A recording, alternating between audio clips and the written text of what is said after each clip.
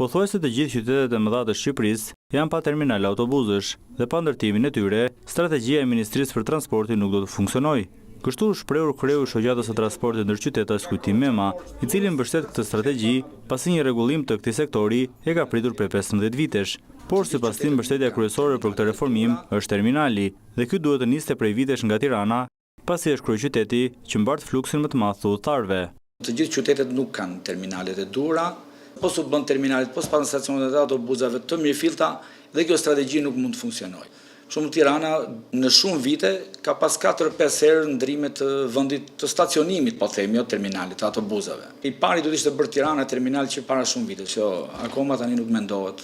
Zoti Mema deklaron se vitet e fundit janë marrë mjaft licenca, të cilat kanë qenë abuzive në këtë sektor. Ato janë mbivendosur në linjat ekzistuese, duke sjellë dëmtime financiare edhe të linjës tjetër.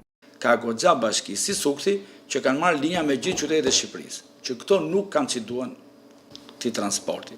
Pasagjeri që rrjedh në për këto furgonat e paligjshëm apo taksit, që ikën nga transporti jo ndër qytetas, aty është kjo pjesë e evazionit fiskal, që shteti nuk merr atë që i duhet. Sa kaq Kujtim Mema deklaron se shqetësim vijon të mbetet konkurenca e pandershme nga furgonët 8+1 dhe nga minibusët me targa të bardha dhe të palicencuar. Këto kohë kanë lulëzuar prapë si dikur, ka goxha mjete me targa të bardha, minibuse nga 20 veni që punojnë pa licenca, pa...